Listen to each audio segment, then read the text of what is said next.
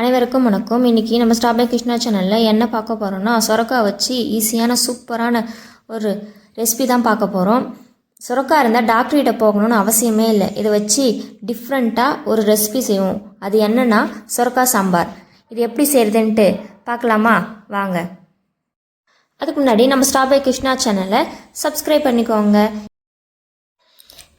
இப்போது இதுக்கு தேவையான பொருள் என்னென்னா, கடலப்பருப்பு கொஞ்சம், துவரம்பருப்பு கொஞ்சம், பருப்பு கொஞ்சம், இது எல்லாத்தையும் கழுவி நம்ம வேக வச்சுப்போம். அது கூடவே இதுக்கு தேவையான 2 தக்காளி, 3 பச்சை மிளகா எல்லாத்தையும் இது கூட ஆட் பண்ணி வேக வைக்கணும். ஸ்டார்டிங்லேயே இது எல்லாத்தையுமே ஆட் பண்ணிடணும். இந்த சுரக்காய் சாம்பார் ரைஸ்க்கும் தோசைக்கும் செம்ம காம்பினேஷனாக இருக்கும்.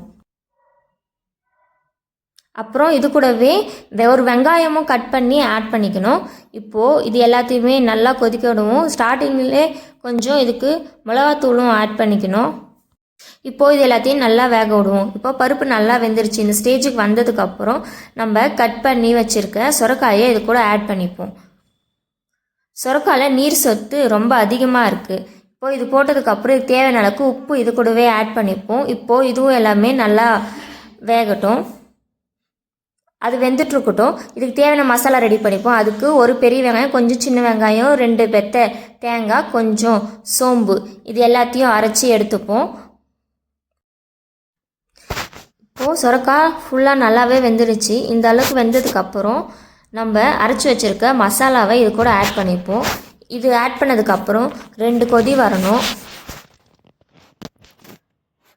இது கொதி வரட்டும். அதுக்குள்ளே நம்ம தாளிப்பு இதுக்கு ரெடி பண்ணிவிடுவோம். அதுக்கு ஒரு கடாயில் தேவையான அளவுக்கு எண்ணெய் ஊற்றிப்போம். எண்ணெய் காஞ்சதுக்கப்புறம் கடுகு போட்டுப்போம். கடுகு பொரிஞ்சதுக்கப்புறம் ஒரு வெங்காயம் ஆட் பண்ணிப்போம். அது கூட கருவேப்பிலை, கடலப்பருப்பு, துவரம்பருப்பு, காஞ்ச மிளகா, இது எல்லாத்தையும் போட்டு நல்லா வதக்கிப்போம். இப்போ விளக்கந்த நம்ம வேக வச்சுருக்க சுரக்காய் கூட ஆட் பண்ணிப்போம். அவ்வளோதான். சிம்பிளான சூப்பரான சுவையான அருமையான சுரக்காய் சாம்பார் ரெடி. இந்த வீடியோ உங்களுக்கு பிடிச்சிருந்தா லைக் பண்ணுங்கள், ஷேர் பண்ணுங்கள்.